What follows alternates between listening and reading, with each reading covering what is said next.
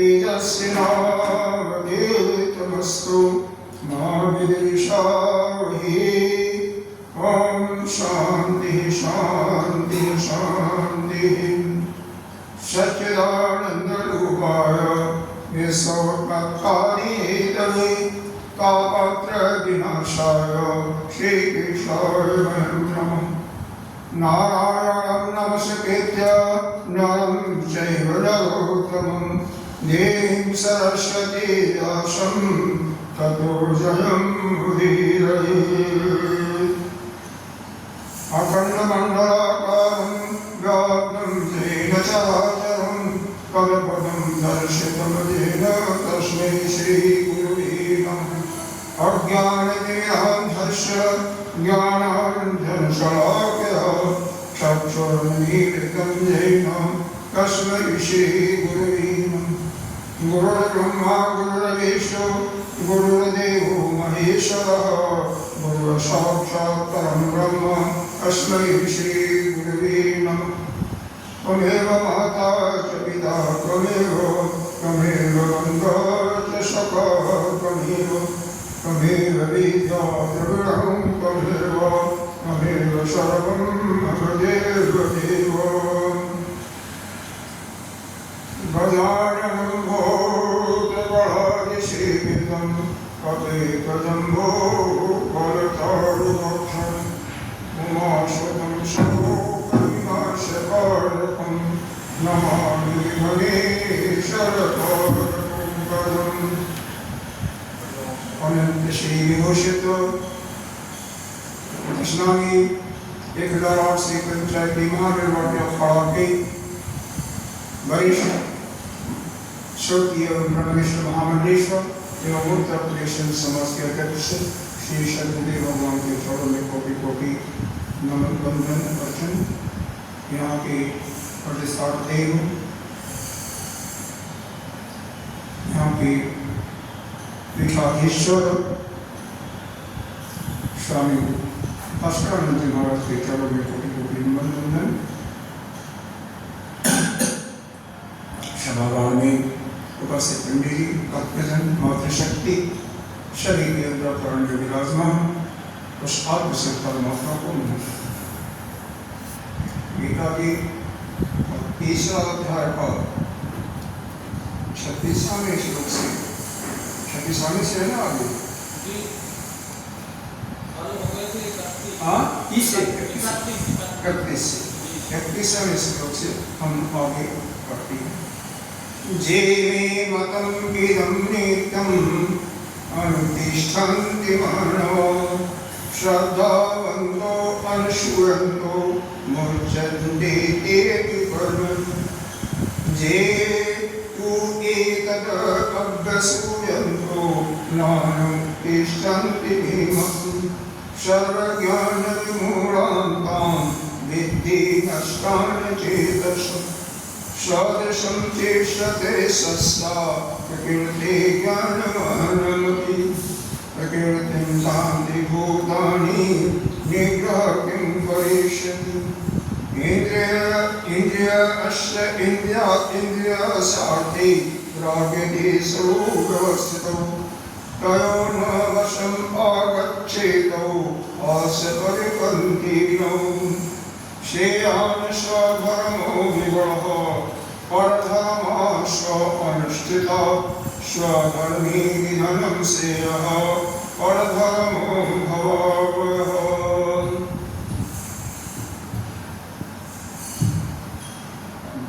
हम श्रीमद्भागवत कथा की पुस्तक आपका ध्यान आकर्षण कर रहे हैं, जहाँ पर भगवान इस धरा पर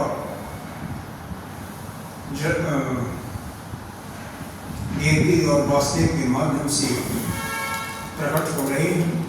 देवता लोग कल स्तुति कर रहे थे, उनके गुणगान को कुछ हमने अध्ययन किया था, बाकी श्लोकों को भी खास उनके पढ़ते हैं। उन्होंने क्या स्तुति का बहुत सुंदर स्तुति किया है। बाद में देवताओं के बाद में बस एक ही स्तुति किया है, फिर देवकी के लिए किया है। और वास्तव में यह स्तुति हमारे लिए बहुत ही ज्ञानास्पद, हमारे ज्ञान को बढ़ाने वाली है और हमें इसकी स्तुति जितना संभव हो सके उतना यहाँ से ज्ञान वर्धन करते। अगर किसी के पास श्रीमद् भागवत की पुस्तक है तो अवश्य पढ़ना चाहिए, पाठ करना चाहिए। त्वम एक एव शतः प्रसूति त्वं संविधानं त्वमनुग्रहश्च तन्माया संवृत्तचेष त्वं पश्यन्ति नानाविपश्चितोऽसि। क्या करें बताओ, इस संसार रूप का जो वृक्ष है, कल बताया ना, संसार क्या है, एक वृक्ष के समान। और गीता जी में भगवान ने कहा है,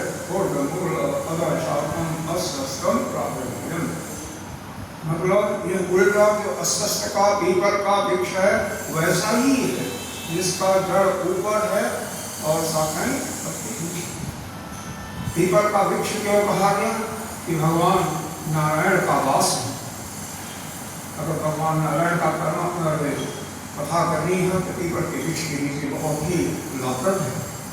और उन्हीं पर भगवान शिव का करना है तो बरगद जानते होंगे, बरगद की ब्रह्मा जी का करना है तो पाकड़ होता है उसकी। यह जिसके पास जगह है, अब 200-400 गज में नहीं रह सकता, जिसके पास 2000 का प्लाट, बड़ा प्लाट है, अंदाज से उसका होगा, वो तीनों वृक्षों को लगा सकता है। यहाँ पर अपनी मकान के साथ सब कुछ उद्यान के लिए, बागीचे के लिए उसके पास जगह, अदरवाइज कहाँ होगा। कई लोग बंगलों में भी लगाते हैं, वो पता है। त्वम एक एव अस्य शतः प्रसूति, प्रसूति कहते हैं उत्पत्ति। वैसे भी कहते हैं कोई माँ को अगर बच्चा होने वाला तो उसको प्रसूति कहते, प्रसूति यह नहीं। त्वम संविधानम, संविधानम निधान का मतलब उसका अंत का भी, विनाश का भी, प्रलय के तुम्हें कारक हो। तुम अनुग्रह और तुम्ही उन पर कृपा करने वाले, अर्थात तुम्ही उत्पत्ति, स्थिति और संहार तीनों के कारण आप ही।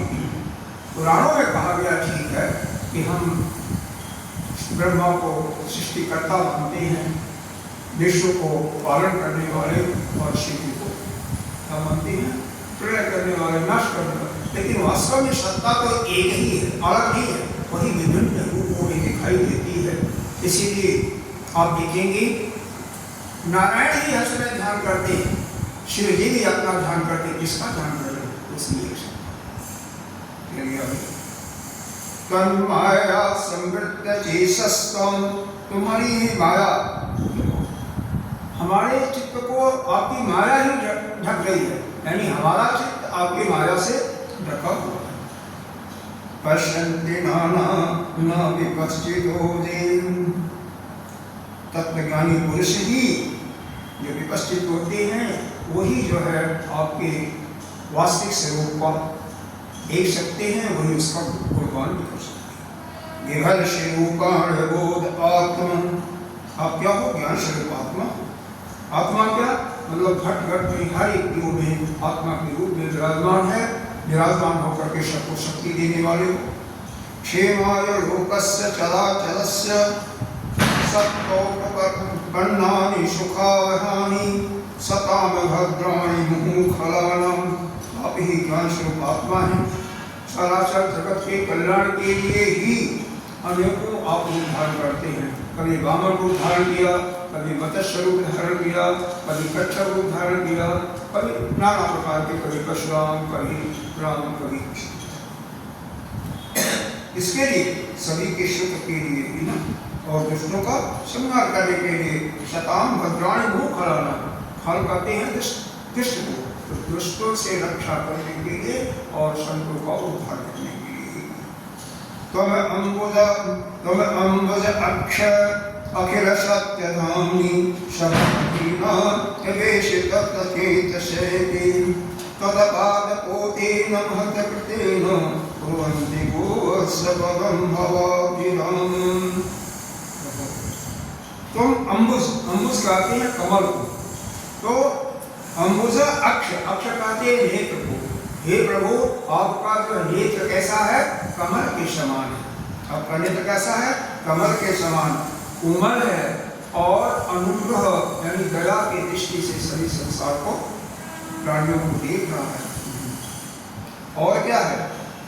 समाधि है। समाधि का मतलब जो जिसका चित्त एकाग्र। समाधि में क्या होता है? जो ध्यान करते हैं तो ध्यानी जो है, ध्यान करने वाला, और जिसका भेद, जिसका ध्यान कर रहा है, बीच की कड़ी ध्यान, तो ध्यान और ध्यानी दोनों गायब हो गए, केवल ध्यान, केवल ध्येय ही रह गया। सब पूरी समाधि बल चित्त बिल्कुल उसी में एकाग्र हो गया। उसी की बात कर रही हूँ। समाधिना शीर्ष शीर्षकी, और आपके पद पाद पोतेन कहते हैं नौका को, पाद माने पैर, तो आपके पैर रूपी नौका का ही सहारा लेकर के महत्वतेन कुर्वन्ति को पद सपदम भवाब्धिदामं। संसार यहाँ पर क्या है? गोवत सपद, गौ का जो बच्चा होता है बछड़ा, उसके समान, क्या लिखा? उसके खुद के गड्ढे के समान अनायास ही इस संसार रूपी समंद को पार स्वयं। इसके पहले चलिए इसी को कहते हैं स्वयं समुतेर दुस्तरम दुर्मिन भवरम से श्री मध सौहृदम भवत पादम मुह नवमत्र ते विधाय राधा सर्वनुग्रहम। ही परमात्मन, परम प्रकाश, जो प्रकाश वाले हो परमात्मा, आपके भक्तजन इस संपूर्ण जगत के जो भक्त कैसे हैं? निष्कपट हैं। उनके अंदर कोई किसी प्रकार का छल कपट नहीं है, चंचल स्वभाव भी नहीं है। वह क्या आपके सच्ची हितैषी हुई, मतलब सच्चे दिल से आपका ध्यान करते हैं। वैसे इस भयंकर जो यह कष्ट रूपी मार्ग है उसको पार करने लोग संसार सागर को पार कर ही जाते हैं, लेकिन अनुग्रह को आपका ही होता है। बिना भगवान की कृपा के कुछ संभव नहीं है। आपके चरण कमलों का जो मौका है वो सभी के कल्याण के लिए है, बशर्ते आपकी कृपा सत्पुरुषों पर होती है। सत्पुरुष का मतलब सज्जन, सत, जो भी साधक है हमारे धर्म के अनुसार कार्य कर रहा है, धर्म के बताए हुए रास्ते पर चल रहा है, उसी को सज्जन करते हैं। धर्म में कभी नहीं कहा गया है कि दूसरों को कष्ट दो, दूसरों को सताओ, दूसरों को पीड़ा दो, झूठ बोलो, चोरी करो, ये नहीं करना। और वो जो करता है धर्म के विरुद्ध वही दुष्ट है, क्षत्रिय भक्ति। तो जो ऐसा है उनके लिए आप क्या हो?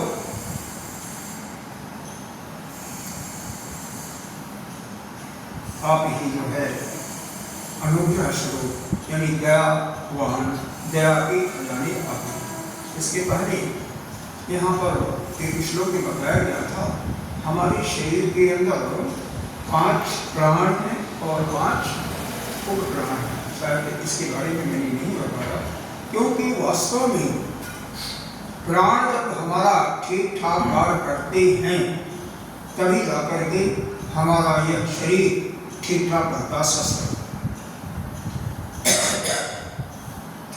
इसी कारण से जो भी लोग जो है प्राण साधना पर, अरे छांदोग्योपनिषद में भी प्राण उपासना पर बहुत जोर दिया गया।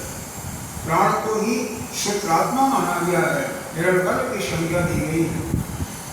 तो ऐसा नहीं भाषण, क्योंकि समष्टि में यह प्राण ही वह शुक्रात्मा है, नहीं हिरण्यगर्भ है, उसी में शरीर की 5 इनकी जो भेद बताई गई हैं। पहला प्राण, इसका निवास स्थान हृदय से तक, फिर अपान का नाभि से नीचे की तरफ जितने भी गंदगी होती है ये वो नाभियों के जो गर्भ होता है सबको निकालने वाले आसानी से वही अपान प्राण ही है। इसके अलावा व्यान समस्त शरीर में व्याप्त है, जो कि शुद्ध रक्त को हृदय से लेकर के शरीर के प्रत्येक भागों में जहाँ पर जितनी जरूरत होती है उतना पहुँचाता है और अशुद्ध रक्त को उसमें सहायता रक्त भ्रमण जिसकी भूमिका बहुत अहम है। इसके चौथा प्राण है उदान, जो कि विशेष करके जब यह जीवात्मा सूक्ष्म शरीर को लेकर के चला जाता है तो उसको जाने में यह सहायता प्रदान करता है। जिसका उदान प्राण सशक्त है यानी शक्तिशाली है, उसका यह जीवात्मा, इसमें प्राण भी होते हैं, उनके साथ में इंद्रियां भी हैं सारी, तो इस मूर्धा जो है उसके रास्ते से आसानी से कहते हैं। जिसका भी प्राण इस मूर्धा के रास्ते से जाता है उसका ऊर्ध्वगमन को निश्चित ही है, अधोगति उसकी। समान प्राण जो है पांचवा, वह बीच में है, इसके यह जो डायफ्राम है और नाभि के बीच में है, जो कि आमाशय, पित्ताशय, लीवर इत्यादि की फंक्शनिंग पर जोर देता है, यानी पाचन तंत्र को ठीक है।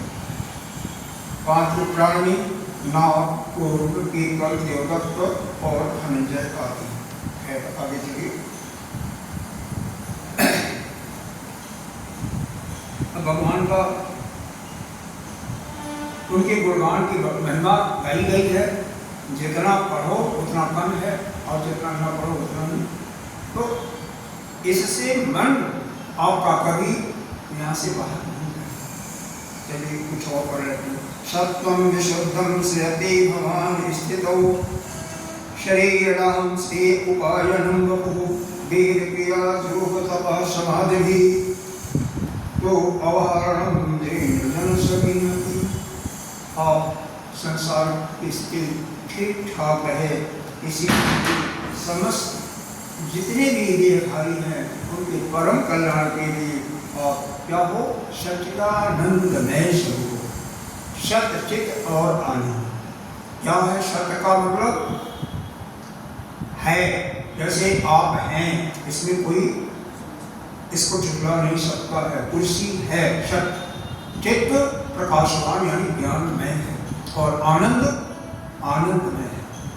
यह सभी जीव के अंदर भी होता है, यही परमात्मा का स्वरूप है। दो स्वरूप और भी होता है जिसको रूप का नाम कहते हैं, वह इस सृष्टि का है, जगत का है, जो कि केवल हम लोगों के अंदर हम लोगों को भ्रमित करने के लिए रूप और नाम, और रूप नाम से ही यह प्राणी, हम प्राणी भ्रमित होते हैं और उसी से हम बनते हैं। ये कितना सुंदर है, इसका अमुक नाम है। अरे भाई सुंदरता है उसकी, या उसके पास अच्छे गुण हैं, बल हैं अच्छे, धन हैं अच्छे, तो किसके कारण से है तो उस प्रभु का ही स्वरूप ना। उसके अंदर उसके गुण को, आप प्रभु का गुण देखो तो आपका कल्याण हो। जहाँ जहाँ गीता जी के 10वें अध्याय में भगवान ने स्वयं कहा कि हे अर्जुन, जहाँ जहाँ कुछ विशेष चीजें दिखाई, वैसे तो हम कण-कण में विद्यमान हैं। इस सृष्टि में कोई ऐसी किंचित लेश मात्र है, कोई ऐसा नहीं है जहाँ पर मैं नहीं हूँ। लेकिन जहाँ पर विशेष देखिए बात आपको दिखाई दिया, विशेष गुण, विशेष बल, विशेष सुंदरता, धन, ऐश्वर्य, जस, वह समझो मैं ही हूँ, मेरे ही कारण है। जैसे उसी कारण सब कुछ, जैसे कल बताया था, एक किसी वस्तु का सामान्य ज्ञान होता है, एक विशेष ज्ञान, तो जहाँ विशेषता है वही परमात्मा। उस सच्चिदानंद रूप के उस परमात्मा के प्रकट होने से ही भक्त क्या करते हैं, वेदों का अध्ययन करेंगे, कर्मकांड भी करते हैं। अरे 1 लाख मंत्र हैं वेद के, 80,000 को केवल कर्मकांड के लोग करते रहते हैं। ये कर्मकांड के मंत्र क्या है? आपकी जो भी कामना है, अरे कामनाओं के पूर्ति के लिए किस देवता का आपको अनुष्ठान करना है, कौन सा जगह करना है, कैसे करना है, उसके रूप में जब भी 4 विद्वान होते हैं जिनको होता, अर्घ्य, उद्गाता और ब्रह्मा कहते हैं। हर एक के 3-3 सहायक होते हैं, तो 4 चौके 16 हो जाते हैं, और जजमान और उसकी पत्नी 18 होते हैं। इसलिए यज्ञ में कहीं न कहीं त्रुटि होने की संभावना ज्यादा होती है। क्यों? अब 18 है, किसी का चित्त में कुछ भी गड़बड़ी हो गई तो कभी आ जाएगी। होता ऋग्वेद का विद्वान होता है, उद्गाता सामवेद का विद्वान होता है, और अर्धो यजुर्वेद का। वहीं पर ब्रह्मा जो होता है शांत बैठता है, कुछ नहीं बोलता, लेकिन अथर्ववेद का भाषण होता है। कहीं अगर कोई गलती हो जाती है किसी भी विद्वान से, तो वह किसी दूसरे उपाय के माध्यम से उसको ठीक करवाता है। उसका काम यही है, नहीं चुपचाप बैठना, बोल दिया तो समझो कि जब कुछ नहीं। अब ये लोग जो करते हैं वो जानेंगे। इसके अलावा और भी कुछ है क्या?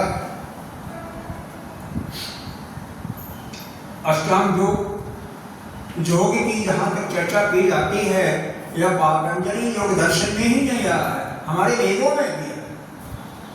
क्या वो उपनिषद लोग अथर्ववेदी उपनिषद है, उसमें योग की चिंता है। मांडव्य उपनिषद में पूरा सुषुप्ति कर और तुरीयावस्था पर विशेष ध्यान दिया ही गया है। तपस्या और समाधि, यह सब कुछ जो है, जितने भी हैं, यही माध्यम है भगवान की आराधना करने का, भगवान का ध्यान करने का, यही माध्यम है। यज्ञ के माध्यम से, पूजा के माध्यम से, सेवा के माध्यम से, योग के माध्यम से, ध्यान समाधि के माध्यम से, या तपस्या उपासना के माध्यम से, या ज्ञान के माध्यम से, यही तो है। और आप शरीर की, हे प्रभु, आप शरीर की कष्ट को हरने वाले।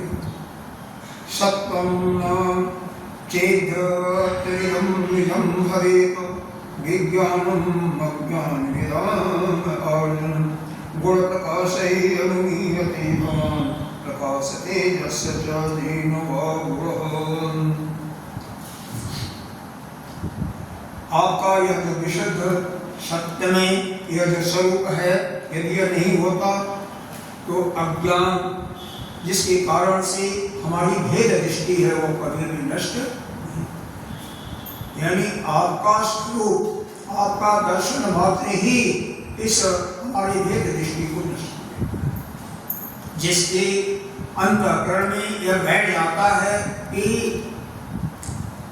जो कुछ है इस संसार में केवल वही है, ब्रह्म ही है, वही परमात्मा ही है, तो उसका ऑटोमेटिक स्वभावतः सब कुछ भेद दृष्टि अपनापन प्रदर्शन। यह हमारे संसार में 3 गुण दिखाई दे रहे हैं। सत्व रजतम प्रकृति के कारण है, लेकिन वो प्रकृति भी तो आप ही की है, सब कुछ आपका ही है, और बिना आपके स्वरूप का ज्ञान हुए कोई भी अपने स्वरूप में सिद्ध नहीं हो सकता है, यानी किसी का साक्षात्कार नहीं हो सकता है। आइए आगे देखते हैं। वसुदेव जी ने क्या प्रार्थना किया है, उन पर भी ध्यान दें थोड़ा सा, क्योंकि प्रार्थना इतनी लंबी है कि कुछ 2-4 श्लोक उनके भी पढ़ लेते हैं। वसुदेव जी क्या कहते हैं? विदितोऽसि भवान् साक्षात् पुरुषः प्रकृते नरः केवल अनुभवानंद स्वरूप सर्वबुद्धिरिपुः स एवं स्वप्रकृतिदं सृष्टवाप्येत्वात्मकं तदनुत्वं हि पृष्ठाप्येष्टैव भावसि सन्निपत्यसमुत्पाद्य देशन्ते अनुगतायो प्रागेव विद्यमानं को अन्यतेषान्यसम्भवः एवं भवान् बुद्धजन मे लक्षणैर्ग्राही गुणैः सन्नहि तदुग्राहः अनाव्यक्ताद् बहिरन्तरं नति सर्वस्य सदात्मन् सर्वात्मनः आत्मवस्तु। हे प्रभु, मैं समझ गया। क्या समझे? वसुदेव जी कह रहे हैं कि मैं समझ गया। क्या समझे भाई? कि आप साक्षात पुरुषोत्तम हैं। कब समझे? जब भगवान चतुर्मुख धारण करके, यानी विश्व का रूप, जो विश्व तो है ही है, विष्णु ही है, कृष्ण के रूप में आए हैं, कन्हैया के रूप में आए हैं, तो विष्णु जी ना उन्हीं का अवतार तो है। तो आप साक्षात परमात्मा ही हैं। आपका स्वरूप हमें अनुभव और आनंद को देने, और सभी समस्त प्राणियों के एकमात्र साक्षी साक्षी पर हमारे देखो जितने भी हमारे अंदर क्रियाकलाप होते हैं, हमारे मन में वृत्तियाँ, कोई ऐसा है जिसके एक मिनट में कोई वृत्ति नहीं आती है? वृत्ति का मतलब कोई विचार नहीं आता। आप काम करते रहते फिर कोई न कोई विचार आता ही रहता है। किसके कारण से आता है? हमारे पूर्व जन्मों के स्वभाव के कारण। योग दर्शन यही कहता है, योग चित्त वृत्ति निरोध, जिसकी वृत्तियां निरोध हो गई, समाप्त हो गई, तो ही अपने स्वरूप की स्थिति। यहाँ पर ज्ञान के माध्यम से क्या है, ज्ञान योग या वेद का उत्तर कांड कहता है कि ज्ञान के माध्यम से अपनी वृत्तियों को समाप्त कर दो। क्यों? सब कुछ तो परमात्मा ही है, तो किसके बारे में सोचोगे? एक ही है ना। यही भक्ति मार्ग, उपासना मार्ग यह कहता है कि अपने सारे वृत्तियों को, मन को, बुद्धि को परमात्मा में ये प्रकार आपका आश्रय, आपका समर्पण उस प्रभु पर हो जाए, उसके किसी भी रूप पर हो जाए, आपका कल्याण। श्रीमद् भागवत पुराण का यही मेन उद्देश्य ही है कि आपका प्रेम उस भगवान का ही एक स्वरूप है, जिसको चाहे गाय चराने वाला मान लो, चाहे राधा कृष्ण मान लो, चाहे द्वारकाधीश मान लो, उसमें प्रेम आपका पूर्ण रूप से लगे, यानी आपका आश्रय वही बन जाए, आपका वही समर्पण बुद्धि हो जाए, तो आपका जिससे करना उसका यह हो जाएगा। क्या होगा? आप पुनः इस संसार के बंधन से मुक्त हो जाएंगे। इस संसार में आना जाना आपका बंद हो जाएगा। यही तो राजा परीक्षित के साथ हुआ। अंत में राजा परीक्षित शुक्राचार्य की बोलने पर, सुखदेव जी महाराज के बोलने पर कहते हैं, अब मैं अपने स्वरूप में सिद्ध हो गया है, अब कोई तक्षक सांप या कोई काटस का हमें कोई परवाह नहीं है, मैं तो साक्षात अपने स्वरूप से। फिर भगवान की कथा सुनते हुए सुनते सुनते उनकी भूख प्यास तक समाप्त हो जाती है। ऐसा चित्त आपका इस भगवान की कथा में, जब भगवान के दर्शन में, भगवान की पूजा में, भगवान के ध्यान में लगता है कि सब कुछ आप बोल जाओ, तभी जा करके वह भगवान मिले। आगे हम यहाँ पर कुछ आपको बता रहे हैं कि ये वासुदेव के समय को देखते हुए सब कुछ, अगर 18,000 श्लोक हैं, एक एक श्लोक का वर्णन किया था। इसी 10वें अध्याय में 10वें स्कंद में ही 90 अध्याय है। 90 अध्याय बहुत ज्यादा श्लोक, 4,000 श्लोक। तो एक घंटे में, वह घंटे में कितना, 15 मिनट भजन में चला जाता है, 5 मिनट शुरुआती कार्यक्रम में चला जाता है, कितना बचता है? 20-35 मिनट, 40 मिनट से ज्यादा नहीं बचता। तो उसमें कैसे समाप्त हो सकता है? जो कहते हैं कि राजा परीक्षित और शुक्राचार्य ने केवल 7 दिन में उनको सारा ज्ञान दे दिया। ज्ञान क्या दिया? उनके मन को प्रभु की तरफ डाइवर्ट कर दिया, उनके मन को प्रभु में, परमात्मा में निवेश करा दिया। तो कितना घंटा करते थे? 24 घंटे में विश्राम तक नहीं लेते थे। न तो उनको थकान लगती थी, न प्यास लगती थी, और न भूख लगती थी। निद्रा का तो कोई नाम ही नहीं था। और हम लोग क्या सोचो, बहुत आजकल का कोई भी विद्वान, कोई भी कथावाचक बहुत करेगा तो 3 घंटा सुबह, 3 घंटा शाम, 6 घंटा कर देगा। इससे ज्यादा उसकी हिम्मत नहीं होती है। हमने 6 घंटा किए, लेकिन अधिकांश तो 2-2.5 घंटे बस यही चल रहा है। और उसी के दिन को कितना होगा 7 दिन में? ठीक है, खास खास चीजें बता दी जाती है। यहाँ पर भगवान देवकी माँ को कहते हैं, क्योंकि देवकी की स्तुति करती है, बस ये भी करती हैं, दोनों से प्रसन्न करती हैं। देखो पिछला मनवंतर जो मनवंतर चला स्वयंभू मनवंतर के प्रारंभ में, स्वयंभू मनवंतर के प्रारंभ में तुम्हारा जब पहला जन्म हुआ था तो तुम्हारा नाम क्या था? प्रश्नी। देवकी का नाम पहले था प्रश्नी और वसुदेव थे शुक्का नाम के, शुक्पा नाम के थे प्रजापति थे।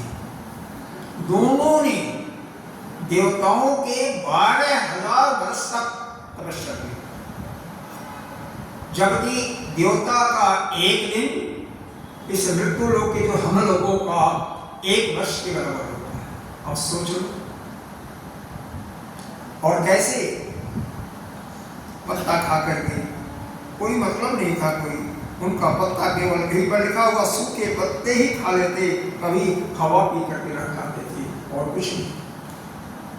फिर भगवान ने उन पर प्रसन्न होकर के उन पर दर्शन किया दोनों को, उनसे कहा कि वरदान मांगो। उस समय उनको यह ज्ञान नहीं आया कि यह संसार जो है दुखमय है, संसार से निवृत्ति का मैं मांगू। लेकिन क्या मांगा उन्होंने? हमें आपके जैसे ही हमें संतान का सुख चाहिए। भगवान ने कहा ठीक है, लेकिन फिर प्रश्न आता है कि कैसे? हमारे जैसे तो कोई है ही नहीं। तो भगवान ने कहा कोई बात नहीं, मैं ही 3 बार तुम्हारे गर्भ से रहूंगा, मैं 3 बार तुम दोनों के माध्यम से इस धरा पर आऊंगा। तो एक जन्म में, जो जन्म में उन्होंने तपस्या किया था, उसी जन्म में भगवान के जाने के बाद उनसे, उनके ही माध्यम से भगवान प्रश्नी गर्भ नाम से प्रश्नी गर्भ के नाम से आते हैं संसार का कल्याण। दूसरे जन्म में वही जो शुक्पा नाम के प्रजापति थे यानी वसुदेव जी, वो कश्यप ऋषि के रूप में पैदा होते हैं, जिसका नाम सुना होगा। हमारा गोत्र भी जिसका कोई गोत्र ना है वो कश्यप गोत्र हम कहें, क्योंकि कश्यप की 13 पत्नियां थी।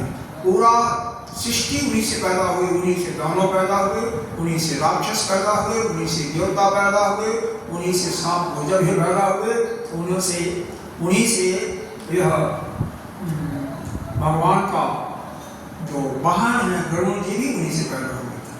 और हर एक अलग अलग पत्नियों से अलग अलग प्रकार का। और तुम देवकी, तुम पिछले जन्म में उनकी पत्नी अदिति के रूप में पैदा हुई थी, उन्हीं तुम्हारे गर्भ से सारे देवता पैदा हुए थे। और मैं भी वामन के रूप में आकर के राजा बलि को छा। तो दूसरे रूप में भगवान का क्या जन्म हुआ था? वामन के रूप में। और अब यह तीसरा तुम्हारा जन्म है। हमारा जो भी वचन दिया था यहाँ पे पूरा हो रहा है। तुम देवकी के रूप में आई हो, देवक की छोटी पुत्री बन करके, और यह वसुदेव के रूप में आए हुए हैं, और मैं तुम्हारी 8वें संतान के रूप में आई है। अब क्या प्रकट हो गया यहाँ पर। जब ऐसा सुनते हैं तो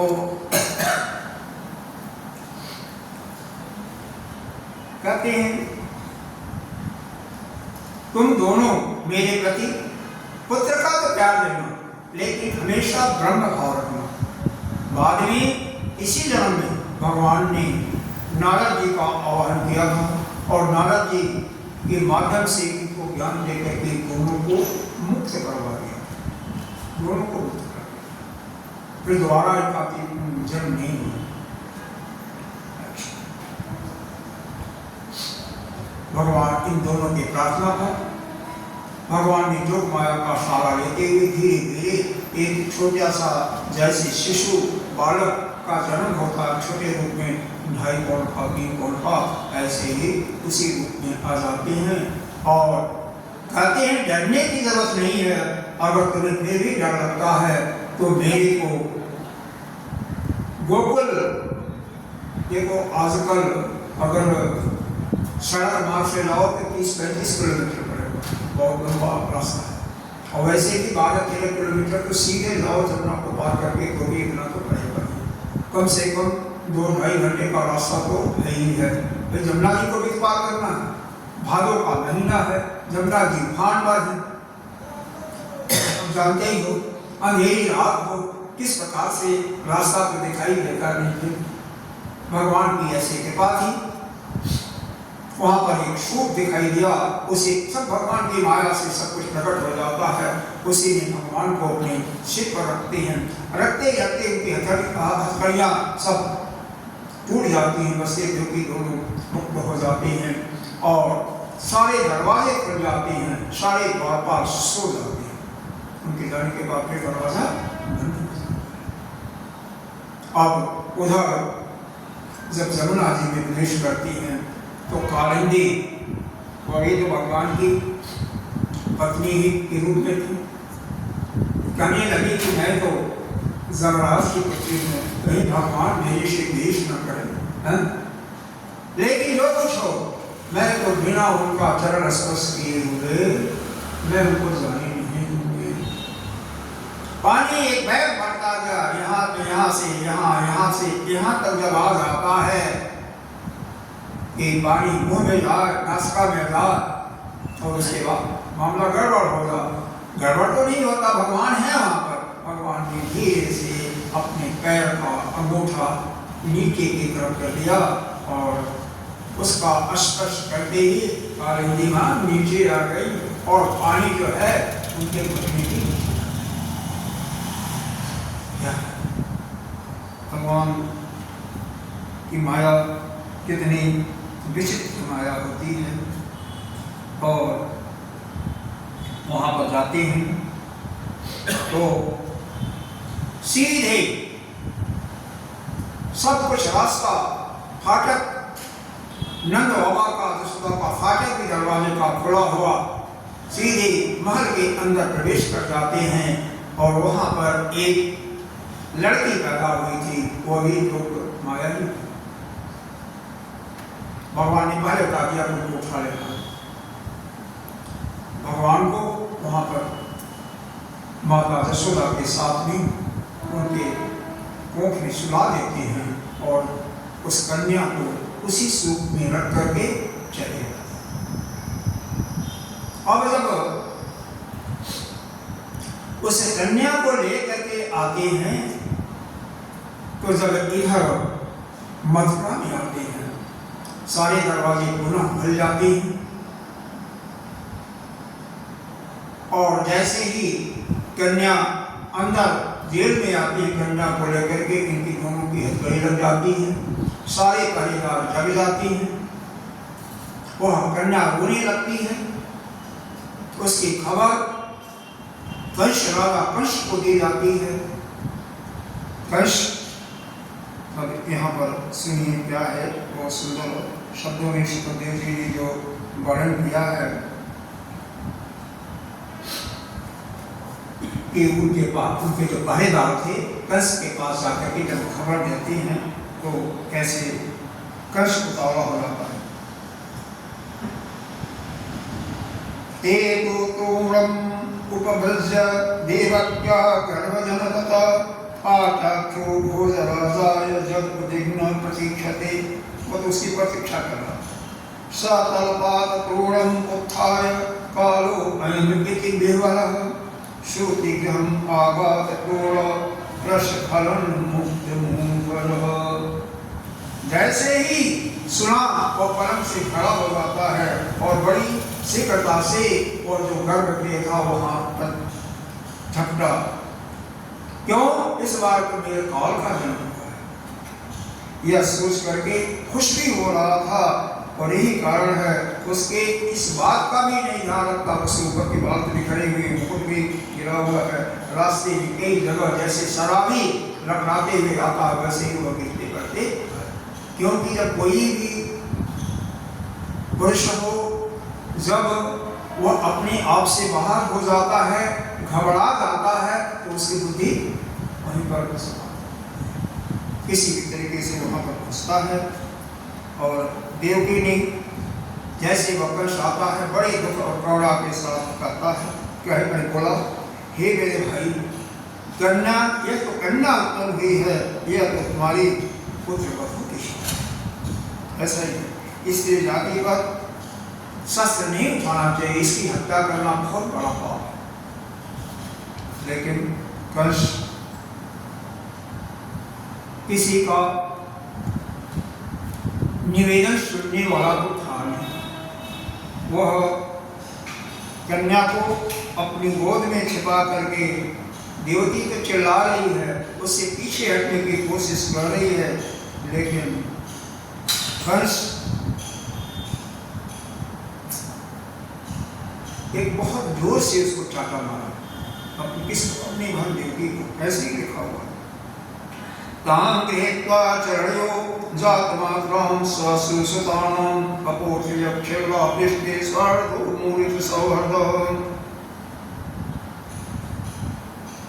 और उस लड़की को एक चट्टान जिस पर बाकी 6 बालकों का हत्या किया था उसी पर दे मारता। लेकिन वह कन्या वह तो उसके हाथ से ही नीचे गिरने के बजाय ऊपर उड़ जाती है और ऊपर सिंहवानी मां जगदम्बा के रूप में प्रकट हो जाती है। आकाशवाणी देती है कि है दुष्ट, तुम देवकी और वसुदेव यह दोनों को छोड़ दो, तेरा काल कहीं और पैदा हो गया है। उन्होंने सोचा कि मैं अगर इसको समाप्त इसी समय कर देती हूँ तो भगवान की लीला में बाधा आ जाएगी, हमारे प्रभु की लीला में बाधा आ जाएगी, हमारे प्रभु की लीला ठीक ठाक हो। इसलिए कंस को मुझे मारा नहीं, कुछ नहीं। भाई जिसका काम है उसी का करने दो तो अच्छा होगा, और दूसरे का काम दूसरा कोई करने लगे तो उल्टा डंडा ही पड़ता है। ऐसे एक धोबी उसने एक कुत्ता भी पाल रखा था और एक गधा भी पाल रखा था। एक समय उसके यहाँ घर पर चोर आ गया, सेब काट लिए। जैसे ही सेब काट करके वह अंदर प्रवेश करते हैं, गधा जागा काला कुत्ते को, अरे भूख भूख, मालिक के घर में चोर आ गए। वो कहता है मालिक बहुत मेरे को सताता है, मैं नहीं भोगूंगा। दूसरा बार तीसरा बार कहा तो वो नहीं कहा तो पूरी गधा क्या करता है, एलिंगता है ना, वो भी चिल्लाता ही है, लेकिन उसका चिल्लाना किसी को अच्छा नहीं लगता है। मालिक उठ करके उसको 4 डंडा लगाता है कि तुम रात को भी चैन से सोने नहीं देता।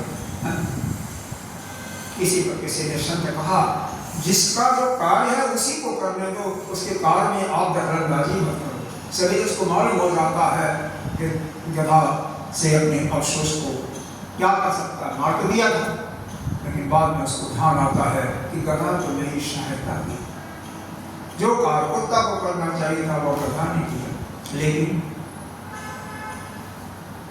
हुआ क्या, दूसरे का काम अगर आप करोगे तो आपको डंडा ही पड़ेगा। कभी भी जीवन में अगर जो जिसका काम है उसी को करने दो, उसमें बीच में अपनी काम न करना। क्यों, क्या जरूरत है, जो कुछ हो रहा होने दो, क्या जरूरत है।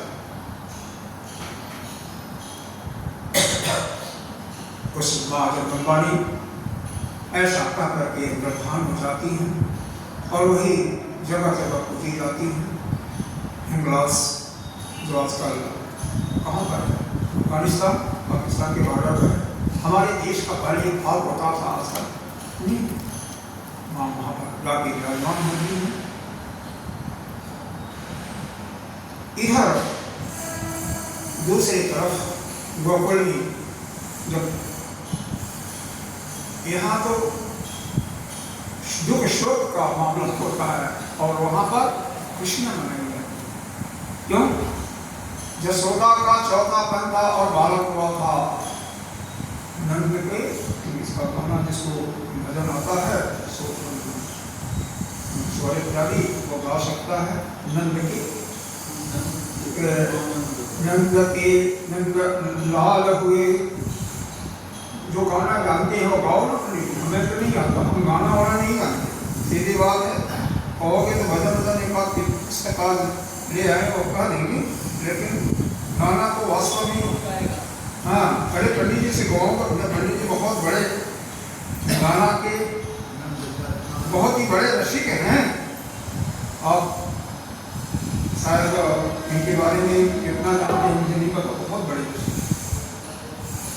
एक सुनाओ सुहर।